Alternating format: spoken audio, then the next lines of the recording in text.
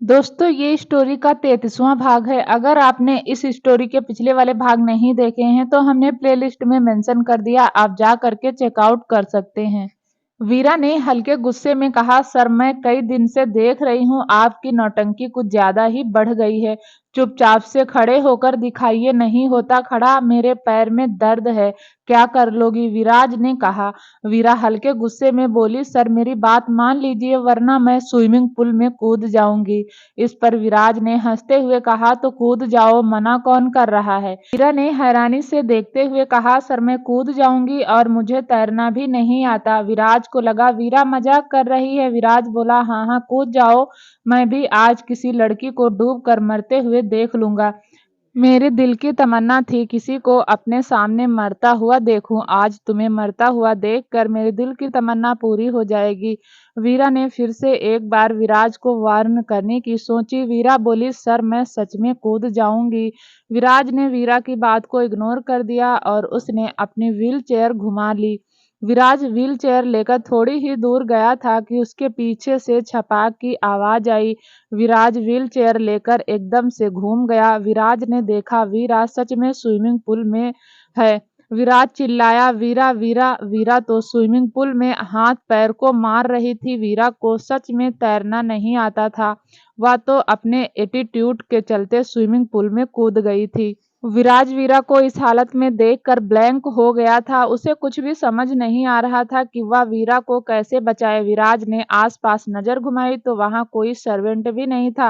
विराज को समझ नहीं आ रहा था वह वीरा को कैसे बचाए, और फिर ना जाने कहां से विराज के अंदर इतनी हिम्मत आ गई कि वह अपनी व्हील चेयर से खड़ा हो गया और देखते ही देखते उसने स्विमिंग पूल में जंप लगा दी। लेकिन तब तक वीरा पानी में बेहोश हो चुकी थी। विराज जैसे तैसे वीरा को स्विमिंग पूल से बाहर लेकर आया। उसने वीरा को पेट के बल लिटाकर उसकी कमर दबाकर उसके पेट का पानी निकाला। विराज कंटिन्यू वीरा को होश दिलाने की कोशिश कर रहा था, लेकिन वीरा को होश नहीं आया। विराज ने वीरा को सीधा लेटाया और फिर उसके पेट को दबाया। इस बार वीरा के मुंह से पानी बाहर आया और वीरा को हंसी आ गई। वीरा के हंसने से विराज समझ गया कि वीरा होश में आ जाएगी। विराज थक कर वीरा के बराबर में ही लेट गया। थोड़ी देर में वीरा होश में आ गई। वीरा ने मुस्कुराकर विराज को देखा। विराज अब खड़ा हो गया। विराज ने वीरा को देखकर अपना हाथ बढ़ाया और वीरा ने विराज का हाथ पकड़कर उसे उठा लिया। वीरा बोली, देखो सर आप अपने पैरों पर खड़े हो गए। वीरा ने फिर हंसते हुए कहा, अगर मैं स्विमिंग पूल में नहीं कूदती तो आप मुझे बचाने के लिए व्हील चेयर से खड़े नहीं होते। देखा मैंने, सिवाय सर से लगाई हुई डेट जीत गई। मैंने आपको 1 महीने में ठीक कर दिया। विराज तो गुस्से में वीरा को देख रहा था। वीरा ने यह महसूस ही नहीं किया कि विराज उसे गुस्से में देख रहा है। वीरा एक्साइटेड होकर बोली, अब मेरा एडमिशन कॉलेज में हो जाएगा, अब मैं बहुत बड़ी फैशन डिजाइनर बनूंगी। विराज ने वीरा को अपनी तरफ घुमाया और खींचकर एक थप्पड़ उसके गाल पर मार दिया। थप्पड़ इतनी जोर का था कि वीरा फर्श पर गिर पड़ी। वीरा ने आंख उठाकर विराज को देखा तो विराज सुलगती हुई आंखों से वीरा को देख रहा था, जबकि थप्पड़ लगने की वजह से वीरा की आंखें नम हो गई थी। विराज ने गुस्से में कहा, पागल हो गई हो? तुम्हें अकल नहीं है, दिमाग नहीं है तुम्हारे अंदर? तुम इतनी सी बात पर अपनी जान लेने के लिए उतारू हो गई। तुम्हें कुछ हो जाता तो कभी सोचा है तुम्हारे छोटे भाई का क्या होता? खुद को समझती क्या हो? कहीं की राजकुमारी हो, जो मन में आएगा वह करोगी। तुम्हें पता है मेरी जान निकल गई थी। यह दूसरी बार था जब विराज ने वीरा को फिजिकल हर्ट किया था। जब वीरा पहली बार रघुवंशी मेंशन आई थी तब विराज ने वीरा के ऊपर फ्लावर पॉट फेंक कर मार दिया था। उस वक्त भी वीरा के माथे से खून बह रहा था, लेकिन वीरा ने तब भी हार नहीं मानी। विराज को ट्रीटमेंट के लिए कन्विंस कर लिया था। विराज ने अपने सर पर हाथ रखा और इधर उधर चक्कर लगाने लगा। विराज को इस वक्त सच में बहुत गुस्सा आ रहा था। विराज ने फिर से वीरा को पॉइंट करके कहा, तुम्हारी गलती नहीं है। तुम जैसी लड़कियां होती ही ऐसी हैं जो अपनी जीत के लिए किसी भी हद तक जा सकती हैं। एक स्टूपिड सी शर्त जीतने के लिए तुमने खुद की परवाह नहीं की। वीरा फिर से खड़ी हो गई। उसका गाल थप्पड़ की वजह से लाल हो गया था। विराज की उंगलियां उसके गाल पर छप चुकी थी। वीरा सुबकते हुए धीरे से बोली, अगर आप टाइम से ठीक नहीं होते तो मेरा एडमिशन कॉलेज में नहीं होता और मेरा 1 साल बर्बाद हो जाता। विराज ने गुस्से में कहा, वाह, मैं तो भूल ही गया, तुम तो यहाँ पैसों के लिए आई हो। तुम्हें पैसे चाहिए ना, सिवाय तुम्हें पैसे देगा तो तुम्हारा एडमिशन कॉलेज में होगा। तुम पैसों के लिए कुछ भी कर दोगी, मैं तो भूल ही गया, तुम तो एक गरीब फैमिली से हो और वहाँ तो पैसों के लिए बहुत मेहनत करनी पड़ती है। तुम तो पैसों के लिए अपनी जान की परवाह भी नहीं करती। अरे तुम जैसी लड़कियां तो पैसों के लिए दूसरों का बिस्तर भी गर्म कर देती हैं। यह सुनते ही वीरा ने खींचकर एक थप्पड़ विराज के गाल पर जड़ दिया। विराज का चेहरा एक साइड हो गया। वीरा की आंखों में इस वक्त बेशुमार आंसू थे जो उसके रोकने से भी रुक नहीं रहे थे। वीरा की नाक रोने की वजह से लाल हो गई थी। गाल पर पहले ही विराज के चाटे का निशान था। वीरा ने उंगली करते हुए भरे गले से कहा, सही कहा आपने, पैसों के लिए ही तो आई हूँ यहाँ। पैसों के लिए ही दिन रात आपके कड़वे शब्दों को सुन लेती हूँ। पैसों के लिए ही दिन रात आपसे बेइज्जत होती हूँ। अरे आप क्या जानो हम गरीब लोग अपनी जिंदगी कैसे गुजारते हैं। हमें तो रोज पानी पीने के लिए रोज कुआं खोदना पड़ता है। आपके जितनी अच्छी किस्मत नहीं है मेरी, जो सोने की चम्मच लेकर पैदा हो। कहीं 4 दिन भूखा रहकर देखा है आपने? नहीं देखा ना, लेकिन मैं रही हूँ 4 दिन भूखी, इसीलिए मुझे पैसों की अहमियत पता है। वीरा ने अपने आंसू पोंछे और फिर से कहा, क्या कहा आपने कि मैं पैसों के लिए किसी का बिस्तर भी गर्म कर सकती हूँ? तो सुनिए, मैंने पैसों के लिए क्या क्या किया है। पैसों के लिए मैंने बार में काम किया, पैसों के लिए मैंने सेल्स गर्ल की जॉब की, पैसों के लिए मैंने पार्टियों में जाकर बड़े बड़े बर्तन भी साफ किए। सही कहा आपने, सिवाय भैया ने मुझे यह ऑफर दिया था कि अगर मैं आपके पैर ठीक कर दूंगी तो वह मुझे बहुत सारा पैसा देंगे और मेरा एडमिशन भी एक अच्छे कॉलेज में करवाएंगे।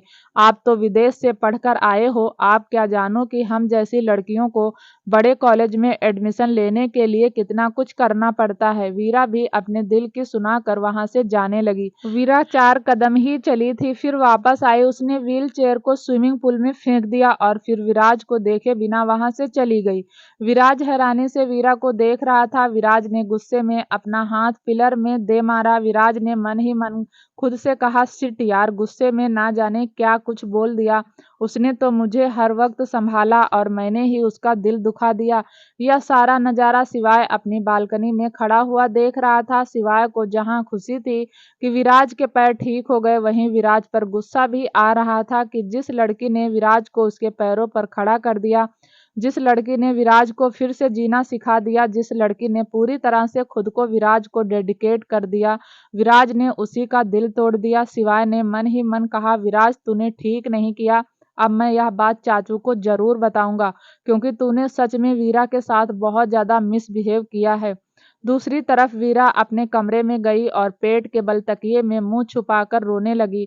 वीरा बहुत रो रही थी। वीरा को उम्मीद थी कि शायद विराज से उसकी अच्छी दोस्ती हो जाएगी, लेकिन विराज ने उसे आज उसकी औकात याद दिला दी, जिसे सोच सोच कर वीरा का रोना अपने आप निकल रहा था।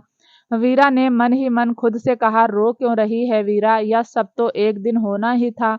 तेरा इस मेंशन में आज आखिरी दिन है। अपनी सारी बुरी यादें, विराज के साथ बिताए हुए मीठे लम्हे, विराज की कड़वी बातें, विराज की मीठी बातें, सब कुछ यहीं छोड़कर चली जाना। विराज का ख्याल भी अपने दिल से निकाल दे। यह सच कभी नहीं बदल सकता कि विराज एक रॉयल फैमिली से बिलोंग करता है और तू एक गरीब परिवार से, और आज तो विराज ने तुझे तेरी औकात भी दिखा दी। वीरा यह सब सोचती सोचती रो रही थी। रात के किस पहर हुए उसे भी नहीं पता था, लेकिन उसने डिसाइड कर लिया था कि वह अगली सुबह मेंशन से चली जाएगी। दूसरी तरफ हर्षवर्धन हीर को गोद में लेकर बालकनी में पड़े सोफे पर बैठा था। दोनों ही चांद को निहार रहे थे। ठंडी ठंडी हवाएं दोनों के बदन को छू रही थी। हीर ने अब भी हर्षवर्धन की डार्क ब्लू शर्ट पहनी हुई थी। हर्षवर्धन ने जानबूझकर हीर के लिए कपड़े अरेंज नहीं करवाए, क्योंकि वह चाहता था कि हीर जब तक यहाँ है उसी के कपड़े पहने। हर्षवर्धन ने हीर का सर अपने सीने पर रखा हुआ था। हीर ने भी हर्षवर्धन पर अपनी बाहें लपेट रखी थी। इस वक्त दोनों ही सुकून में थे और तभी हर्षवर्धन का फोन वाइब्रेट हुआ। हर्षवर्धन ने छोड़कर कहा, लीजिए पीहू की मम्मी, आ गया हमारा बुलावा। हर्षवर्धन ने फोन चेक किया तो वह शिवाय का फोन था। हर्षवर्धन ने फोन पिक करके कहा, हाँ बोलो शिवाय, क्या काम है? शिवाय बोला, चाचू विराज के पैर ठीक हो गए। या सुनते ही हर्षवर्धन बहुत खुश हुआ। उसने बस एक शब्द कहा सिवाय हम आ रहे हैं। हर्षवर्धन ने फोन कट किया और हीर को कसकर गले लगा लिया। हीर बोली क्या हुआ पीहू के डैडी? हर्षवर्धन ने हीर के माथे को चूम कर कहा, हीर तुम सच में रघुवंशी मेंशन के लिए बहुत लकी हो। विराज के पैर ठीक हो गए। वीरा ने विराज के पैर सच में ठीक कर दिए। सच में हीर, उस लड़की की ही मेहनत है जिसकी वजह से विराज अपने पैरों पर खड़ा है, वरना विराज ने तो जीने की इच्छा ही छोड़ दी थी। रघुवंशी मेंशन में सुबह के वक्त सब गार्डन में थे। आज कोई भी जिम में नहीं गया, बल्कि विराज के पैर ठीक होने की खुशी में सब गार्डन में ही टहल रहे थे। विराज भी अपने भाइयों के साथ गार्डन में टहल रहा था और बहुत खुश था। तभी हर्षवर्धन और हीर की गाड़ी आकर वहां रुकी। हर्षवर्धन गाड़ी से उतरा और उसने घूमकर हीर की साइड का गेट खोला। हीर भी गाड़ी से उतर गई। हर्षवर्धन ने हीर का हाथ पकड़ा और मेंशन के अंदर आ गया। मेंशन के अंदर पांचों साथ में हंसी मजाक कर रहे थे। हर्षवर्धन ने पांचों को देखा तो उसके चेहरे पर गुस्सा उतर आया। हर्षवर्धन ने हीर का हाथ छोड़ा और तेज कदमों से उनके पास जाने लगा। विराज को लगा कि हर्षवर्धन उसे गले लगाने आ रहा है। विराज ने अपनी दोनों बाहें फैला दी। हर्षवर्धन विराज के करीब गया और खींचकर एक चाटा विराज के गाल पर जड़ दिया। यह नजारा देखकर सबके चेहरे पर हैरानी के भाव आ गए। सिर्फ सिवाय तो आराम से खड़ा था, क्योंकि वह जानता था चाचू जब भी मेंशन आएंगे तो सबसे पहले विराज की बैंड बजाएंगे।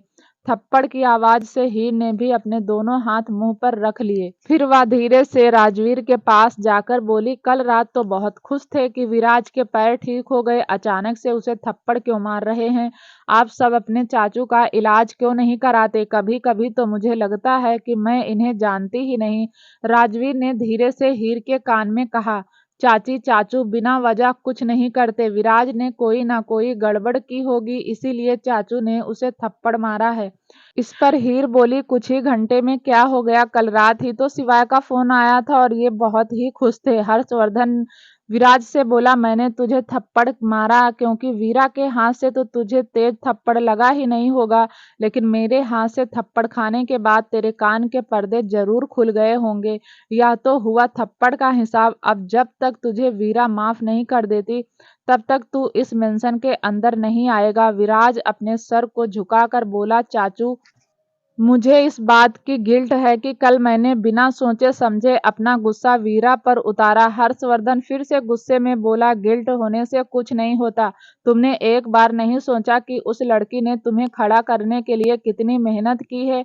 जो काम डॉक्टर तक नहीं कर पाए उस लड़की ने कर दिया। तुम तो जीना ही नहीं चाहते थे, तुम्हें नई जिंदगी उसी लड़की ने दी है और तुमने बदले में क्या किया? उसे थप्पड़ मारा, उसे बेइज्जत किया, उसकी गरीबी का मजाक उड़ाया। तुमने उसकी गरीबी का मजाक इसलिए उड़ाया, तुमने खुद कभी गरीबी नहीं देखी। हर्षवर्धन इससे ज्यादा विराज को डांटता। इतने में हीर ने आकर हर्षवर्धन की बाजू पकड़कर कहा, बस कीजिए पीहू के डैडी, कितना डांटेंगे? विराज भैया को अपनी गलतियों का एहसास है और जब अपनी गलतियों का एहसास हो जाता है तो आधी माफी मिल जाती है। हर्षवर्धन ने गुस्से में हीर से अपना हाथ छुड़ाते हुए कहा, यही तो प्रॉब्लम है इन तीनों की। यह तीनों खुद को बहुत महान समझते हैं। इन्हें लगता है गलतियों का एहसास हो जाने से सब कुछ ठीक हो जाता है। हर्षवर्धन गुस्से में दिव्यांश की तरफ इशारा करते हुए कहा, एक यह है जिसे मैं सबसे ज्यादा समझदार समझता हूँ। इसने दृष्टि के साथ 5 रातें बिताई और इसे यह नहीं पता चला कि वह देख नहीं सकती। अब उसके पीछे आशिक बना घूमता है। हर्षवर्धन ने गुस्से में फिर सिवाय की तरफ उंगली की और चिल्लाते हुए कहा, एक यह है, यह तो विराज से भी ज्यादा नालायक है।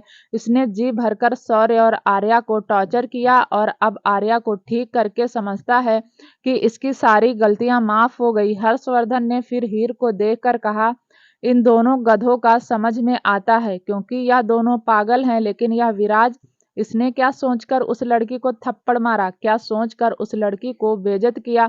थोड़ी देर के लिए गार्डन में शांति हो गई। सारे चुपचाप खड़े थे, सारे नीचे सर झुकाए खड़े थे। तभी अंदर से दीनू काका आकर बोले, बस करो हर्षवर्धन बेटा, उसे अपनी गलती का एहसास हो गया है। हर्षवर्धन ने अपना सिर पकड़कर कहा, मेरा बीपी हाई हो रहा है, मैं कैसे बस करूं? कब तक संभालूं इन्हें? मुझसे नहीं होता काका। रूही की डोली इज्जत के साथ इस घर से उठ जाए, उसके बाद इन सब की प्रॉपर्टी इनके नाम कर दूंगा, फिर इनका जो मन करे वह करते रहें। हमेशा की तरह दिव्यांश आगे आया। उसने हर्षवर्धन को गले लगाकर हर्षवर्धन की कमर को रब करते हुए कहा, बस करो चाचू, बीपी हाई हो जाएगा, ऐसे अलग होने की बातें नहीं करते। इस पर सिवाय हंसता हुआ बोला, हाँ चाचू, पाप चढ़ेगा, ऐसे नहीं बोलते, गंदी बात। हर्षवर्धन को गुस्सा तो आ रहा था लेकिन वह कुछ नहीं बोला। थोड़ी देर तक दिव्यांश ने ऐसे ही हर्षवर्धन को गले लगाए रखा और फिर एक सर्वेंट को देखकर कहा, चाचू के लिए पानी लेकर आओ। सर्वेंट अगले ही पल पानी लेकर आ गया। दिव्यांश ने हर्षवर्धन को चेयर पर बैठाया, उन्हें पानी देते हुए कहा, पानी पी लीजिए चाचू, गुस्सा शांत हो जाएगा। विराज ने हिम्मत करते हुए कहा, चाचू आई एम सॉरी, माफ कर दो, आगे से ऐसी गलती नहीं करूंगा। स्विमिंग पूल में डूब रही थी तो पता नहीं क्यों मेरी जान निकल रही थी। मैंने उसे बचा तो लिया लेकिन फिर अपना सारा गुस्सा उस पर निकाल दिया। प्लीज चाचू, एक बार माफ कर दो। हर्षवर्धन ने पानी पी लिया। पानी पीकर हर्षवर्धन ने विराज को देखकर कहा, जाओ, जाकर वीरा से माफी मांगो, अगर उसने तुम्हें माफ कर दिया तो मैं भी कर दूंगा। थोड़ी देर बाद सब मेंशन के अंदर आ गए और लिविंग रूम में बैठ गए। हर्षवर्धन ने वीरा को आवाज लगाई, वीरा वीरा, लेकिन वीरा बाहर नहीं आई। तभी एक सर्वेंट बाहर आया और उसने सिवाय को एक लेटर देकर कहा, सर, वीरा मैडम तो चली गई। यह सुनते ही सबके चेहरे के रंग उड़ गए। विराज ने हैरानी से पूछा, कब गई? सुबह 6 बजे से तो हम सब गार्डन में ही हैं। सर्वेंट बोला, सर, वीरा मैम 5:30 बजे के आसपास चली गई थी। हर्षवर्धन ने फिर से सुलगती हुई आंखों से विराज को देखा और विराज ने अपना सर झुका लिया। सिवाय ने लेटर खोलकर पढ़ा तो उसमें लिखा था, सिवाय भैया, आपने मुझे कहा था अगर मैं विराज सर को ट्रीटमेंट के लिए मना लूं तो आप मेरा अच्छे कॉलेज में एडमिशन करवा देंगे। मैंने अपनी बात पूरी की। अब तो विराज सर चलने भी लगे। आप सब अपने वादे को पूरा कीजिए। मेरे कॉलेज के एडमिशन में सिर्फ 2 दिन रह गए हैं। अगर यह 2 दिन बीत गए तो फिर मुझे पूरा 1 साल इंतजार करना होगा। उम्मीद करती हूँ कि आप अपनी बात से पलटेंगे नहीं। और हाँ, एक बात और, विराज सर को डॉक्टर के पास जरूर लेकर जाना। वह एक बार सर का फाइनल चेकअप कर लेंगे। बाकी उन्हें 1 हफ्ते तक मेडिसिन भी खानी है, तो आप उनकी मेडिसिन का ध्यान रखना और उन्हें एक्सरसाइज जरूर करवाना। सिवाय ने लेटर पढ़कर सबकी तरफ देखा तो सबके चेहरे पर एक अलग ही उदासी आ गई। कोई नहीं चाहता था कि वीरा मेंशन से चली जाए, बल्कि सब वीरा के साथ घुल मिल गए थे। लेकिन अंतिम सत्य तो यही था कि वीरा को उस मेंशन से जाना ही था। हर्षवर्धन ने इस बार विराज को देखकर हल्के गुस्से में कहा, विराज, मैं खुश हूँ कि तू अपने पैरों पर खड़ा है, लेकिन गुस्सा भी हूँ। कुछ दिनों बाद रूही की शादी की तैयारी शुरू हो जाएगी और मैं चाहता हूँ कि वह लड़की शादी में शामिल हो। अब तुम उसे इस घर में वापस कैसे लेकर आओगे या तुम डिसाइड करो। जब तक वह लड़की इस घर में नहीं आएगी तो तुम भी रघुवंशी मेंशन में कदम नहीं रखोगे। अब एक अच्छे इंसान की तरह मेंशन से बाहर जाओ। सिवाय ने विराज के कंधे पर हाथ मार कर कहा, हाँ चल, तेरा वनवास शुरू हो गया, लेकिन इस वनवास की अवधि तू खुद ही डिसाइड करेगा। जितनी जल्दी वीरा मेंशन में आएगी उतनी जल्दी ही तेरा वनवास खत्म। विराज ने धीरे से कहा, सिवाय भैया, आग लगाकर हाथ सेक रहे हो ना? सच कहते हैं दिव्यांश भैया, आपके किए की सजा चाची के गोविंद खुद देंगे आपको। आपके लिए तो चाची के गोविंद ने अलग से पनिशमेंट सोची हुई है, बच नहीं पाओगे आप। विराज ने फिर हर्षवर्धन को देखकर कहा, चाचू, माफी मांग तो रहा हूँ, भला मैं कहाँ जाऊंगा? मैं यहाँ रह कर भी वीरा को इस घर में वापस ले आऊंगा। हर्षवर्धन इस बार भी हल्के गुस्से में बोला, पहले तो तू हम सब की शक्ल देखने के लिए भी तैयार नहीं था। 1 साल तक तूने अपने आप को घर में बंद कर लिया। अब तेरा हमारे पास में से जाने का मन नहीं है। तुझे नहीं पता तू कहाँ जाएगा? तेरे नाम फ्लैट भी है, मेंशन भी है, विला भी है, फार्म हाउस भी है, जहाँ मन करे वहां चला जा, लेकिन इस घर में तो वीरा के साथ ही आएगा। सिवाय ने फिर से विराज के कंधे पर हाथ रखकर उसे लगभग धकेलते हुए कहा, चल चल, मेंशन से बाहर चल। सिवाय ने विराज को मेंशन के बाहर कर दिया। विराज हैरानी से बोला, आज विश्वास हो गया। सिवाय भैया भाई भाई का दुश्मन होता है। कल ही मेरे पैर ठीक हुए और आज आपने मेरी दौड़ करवा दी। चाचू से थप्पड़ पड़ गया। वह अलग। इस पर सिवाय के चेहरे पर हंसी आ गई और विराज के चेहरे पर हल्की सी मुस्कुराहट। विराज बेबस खड़ा रहा और सिवाय चला गया।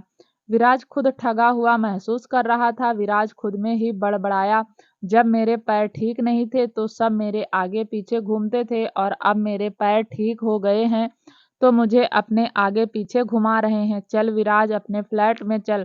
वैसे भी तूने वीरा के साथ किया तो गलत ही है। उस लड़की की वजह से ही तू अपने पैरों पर खड़ा है और तूने अपना गुस्सा उसी पर निकाल दिया। विराज ने अपनी गाड़ी स्टार्ट की और अपने फ्लैट में आ गया।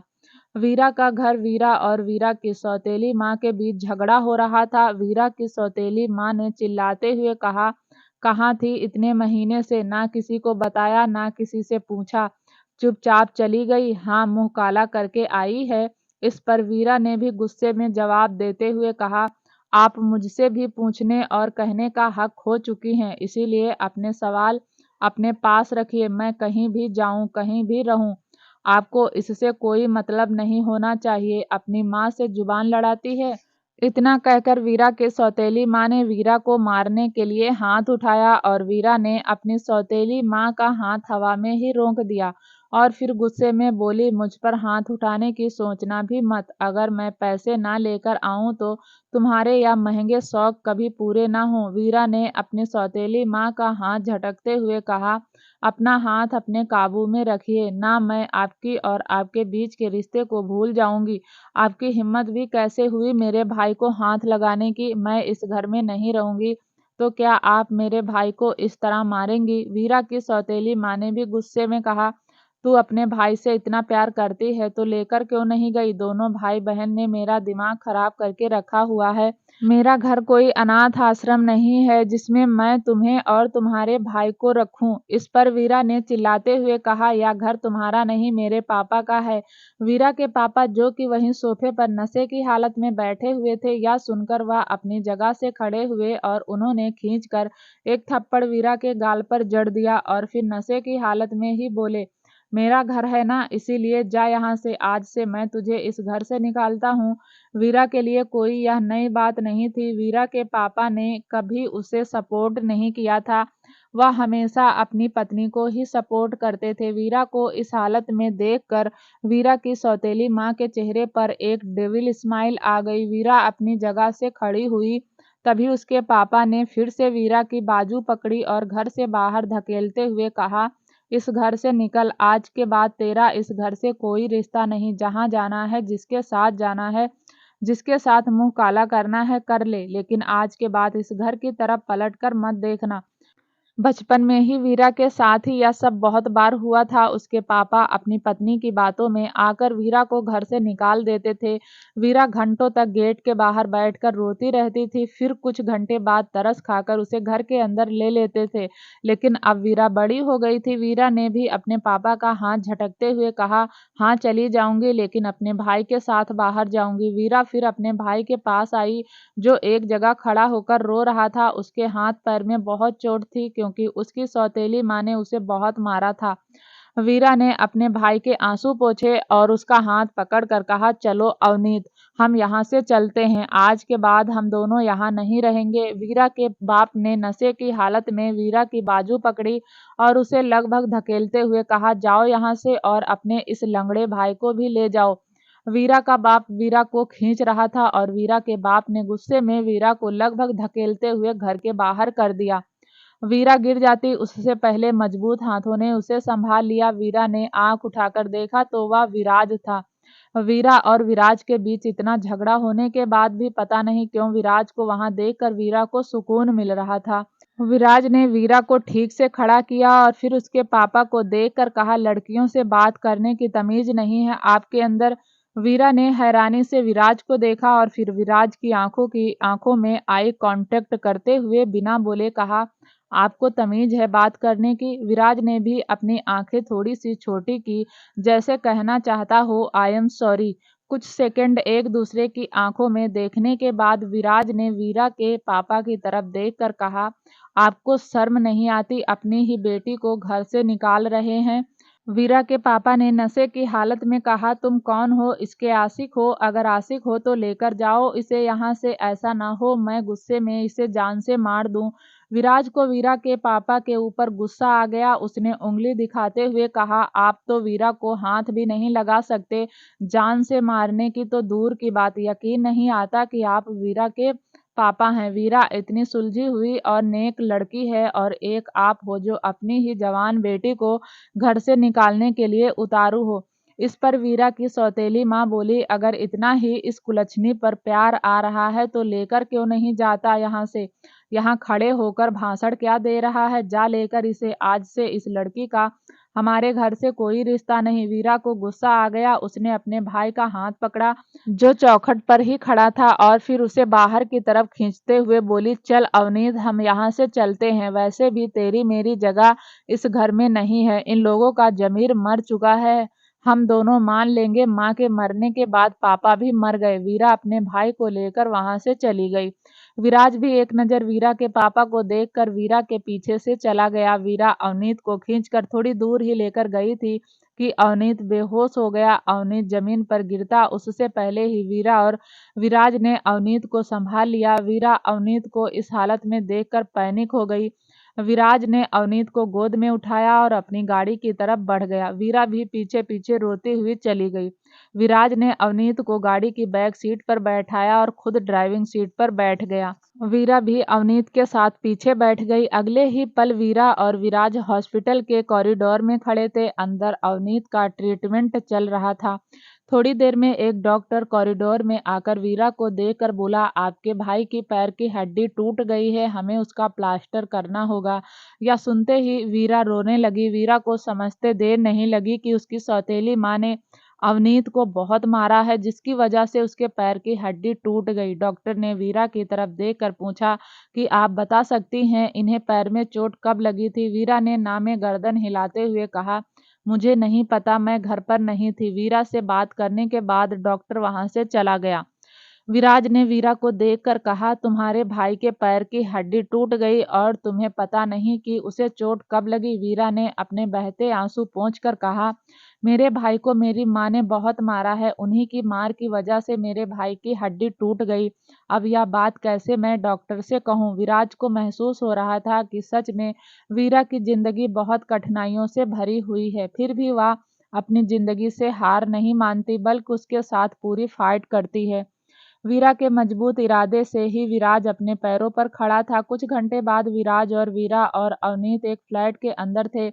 वह फ्लैट शिवाय ने वीरा को दिया था। विराज ने वीरा और अवनीत को उस फ्लैट में ड्रॉप किया। विराज ने अवनीत को गोद में उठाकर बेड पर लिटा दिया। विराज अवनीत की फिक्र करते हुए पूछा, अब कैसा पैर है चैंपियन? अवनीत ने मुस्कुराकर बोला, अब ठीक है सर, दर्द नहीं है। वीरा ने कहा, अभी तूने टैबलेट खाई है ना, इसी वजह से तुझे दर्द नहीं हो रहा। अगर दर्द होगा तो मुझे बता देना, मैं तुझे दोबारा टैबलेट दे दूंगी। अवनीत ने हाँ में गर्दन हिला दी। वीरा ने अवनीत के माथे पर हाथ रखकर उसे सहलाते हुए कहा, अब तुम सो जाओ, रेस्ट करो, बहुत जल्दी तुम्हारा प्लास्टर कट जाएगा। वीरा के कहने के अनुसार अवनीत ने अपनी आंखें बंद कर ली और थोड़ी देर में अवनीत को नींद आ गई। उसे टैबलेट का नशा भी हो गया था। अवनीत के सोने के बाद विराज ने कहा, वीरा, मैं माफी मांगने आया था, लेकिन मुझे माफी मांगने का सही समय मिला ही नहीं। वीरा ने विराज का हाथ पकड़ा और उसे अवनीत के कमरे से बाहर लेकर आई।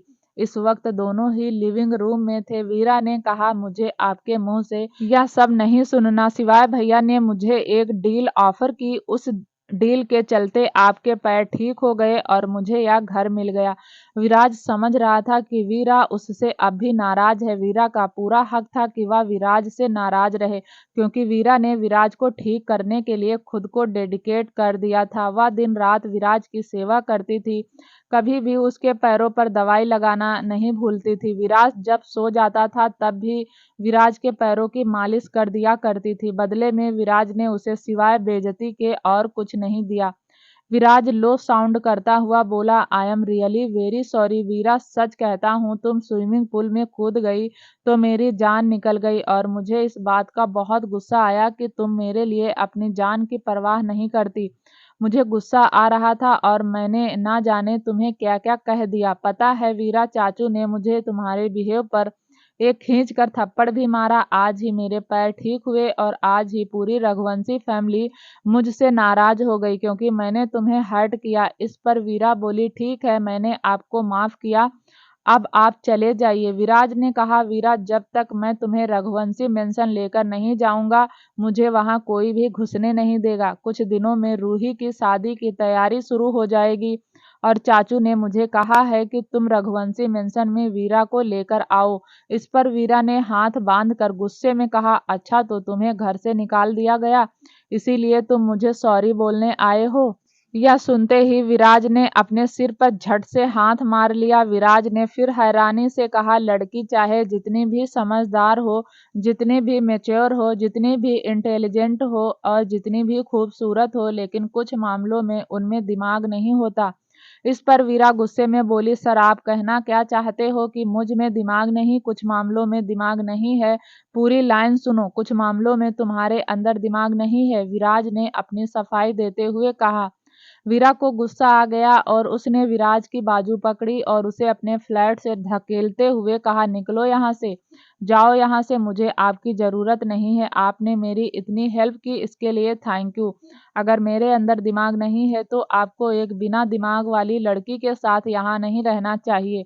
जाओ यहाँ से। वीरा ने लगभग विराज को अपने फ्लैट से बाहर निकाल ही दिया था, लेकिन जब वह मेन गेट तक आई, विराज ने मेन गेट बंद कर दिया और पलट कर वीरा को देखते हुए कहा, तुम खुद को समझती क्या हो? मतलब मैं रघुवंशी फैमिली का सबसे छोटा बेटा तुमसे माफी मांगने आया हूँ तो तुम मुझे अकड़ दिखा रही हो? वीरा ने आंखें छोटी की और विराज को देखकर बोली, अगर रघुवंशी परिवार का सबसे छोटा बेटा मुझसे माफी मांगने आया है तो मुझ पर एहसान नहीं कर रहा, उसने गलती ही ऐसी की है। आपको शर्म नहीं आई मुझ पर हाथ उठाते हुए? अरे मैं तो आपके लिए ही स्विमिंग पूल में कूदी थी। अरे मैंने तो सोचा था कि आप रूही दीदी की शादी में एंजॉय कर लेंगे। आपने तो चाचू की शादी में भी एंजॉय नहीं किया था, लेकिन आपने तो बदले में मेरे गाल पर चिट चिपका दी। अब आप जाइए यहाँ से, मुझे आपको माफ नहीं करना। विराज ने अपना हाथ वीरा से छुड़वाते हुए कहा, वीरा तुम भूल रही हो, तुमने भी मेरे गाल पर पोस्टर चिपकाया था। अब तो मैं भी यहीं रहूंगा, मैं भी नहीं जाऊंगा क्योंकि चाचू मुझे मेंशन में घुसने नहीं देंगे। अपने फ्लैट में अकेले मैं रहूंगा। नहीं, मुझे खाना बनाना आता नहीं। जब तक तुम मुझे माफ नहीं कर देती मैं यहीं रहूंगा। और हाँ, मेरे लिए भी खाना बना लेना, मैंने सुबह से कुछ नहीं खाया, बस सुबह सुबह चाचू से एक थप्पड़ और कुछ गालियां ही खाई थी। तो थप्पड़ खाकर आपका पेट नहीं भरा जो आप यहाँ आ गए? जाइए मेरे घर से, मैं आपके लिए कुछ नहीं बनाने वाली। वीरा भड़कते हुए बोली। विराज फ्लैट के अंदर आया, फिर उसने टीवी का रिमोट उठाया और टीवी चलाते हुए कहा, तो मत बनाओ, मैं भी नहीं जाऊंगा। तुम भी जानती हो अगर मैंने खाना खाकर दवाई नहीं ली तो मेरे पैर पूरी तरीके से ठीक नहीं होंगे। मत बनाओ खाना, मैं भी भूखा रहूंगा। इस पर वीरा इरिटेट हो गई और अपने बाल नोचते हुए बोली, क्या मुसीबत है? मुसीबत नहीं विराज रघुवंशी, विराज नई स्टाइल में अपना इंट्रोडक्शन देते हुए कहा। रघुवंशी मेंशन रात का 1 बज गया था, लेकिन राजवीर की आंखों में नींद नहीं थी। राजवीर बार बार करवट ले रहा था। राजवीर अपनी बेचैनी को कम करना चाहता था, लेकिन उसकी बेचैनी कम नहीं हुई, उतनी ही बढ़ती जाती। उसके कानों में बार बार हर्षवर्धन की बातें गूंज रही थी। क्या तुम रूही से प्यार करते हो? इस बात का जवाब तो राजवीर के पास भी नहीं था। इस वक्त राजवीर अपने दिमाग को अपने दिल पर हावी करना चाहता था, लेकिन कर नहीं पाया। रूही की शादी पलाश से हो रही है, यह सोच सोचकर राजवीर का दिल बैठा जा रहा था। राजवीर ने इस वक्त सिर्फ एक लोअर पहना हुआ था, उसकी मस्कुलर बॉडी बहुत अट्रैक्टिव लग रही थी। राजवीर अपनी बेचैनी कम करने के लिए बालकनी में आया। बालकनी की ठंडी हवा राजवीर के बदन को छू रही थी। उस हवा में राजवीर को कुछ सुकून मिल रहा था और तभी उसकी नज़र रूही के कमरे की बालकनी में पड़ी, जहां उसने एक कपड़ा लटका हुआ देखा। राजवीर को कुछ गड़बड़ लगी। राजवीर उस बालकनी से निकलकर बैक साइड की बालकनी में गया तो उसने देखा मेंशन के बाहर 2 लग्जरी गाड़ी खड़ी हैं। राजवीर को समझते देर नहीं लगी कि रूही इस वक्त घर से भागने की फिराक में है। राजवीर अपने कमरे से निकलकर मेंशन की बैक साइड के गार्डन में गया। गार्डन का नजारा देखकर राजवीर की आंखें बड़ी हो गई। रूही और अभय दोनों ही उस गार्डन में मौजूद थे। रूही के हाथ में एक बैग था जिससे साफ पता चल रहा था इस वक्त वह अभय के साथ भागना चाहती है। राजवीर ने रूही और अभय को देखा तो उसकी आंखों में खून उतर आया। राजवीर गुस्से में अभय की तरफ गया। उसने बिना सोचे समझे अभय को एक पंच मार दिया जिसे देखकर रूही की आंखें बड़ी हो गई। रूही ने कभी नहीं सोचा था कि इस वक्त राजवीर उन दोनों को पकड़ लेगा। रूही राजवीर का हाथ पकड़कर बोली, तुम्हारी हिम्मत कैसे हुई अभय पर हाथ उठाने की? और तुम होते कौन हो मेरी लाइफ में इंटरफेयर करने वाले? मैं कोई बच्ची नहीं हूँ, बड़ी हो गई हूँ, अपनी जिंदगी के डिसीजन ले सकती हूँ। राजवीर को गुस्सा आ गया और उसने रूही की कलाई पकड़कर अपनी बाजू से सटाकर गुस्से में कहा, बिल्कुल ले सकती हो, लेकिन लीजिए अपनी लाइफ का डिसीजन। लेकिन अपने चाचू को बताने के बाद मैं उनका वफादार हूँ, अपनी आंखों के सामने उनकी इज्जत को उछलते हुए नहीं देख सकता। रूही और राजवीर एक दूसरे को सुलगती हुई आंखों से देख रहे थे। उन दोनों को देखकर कोई नहीं कह सकता था कि आने वाले वक्त में वह दोनों एक दूसरे की जान बन जाएंगे। इस वक्त तो वह दोनों ही एक दूसरे को खाने के लिए तैयार थे।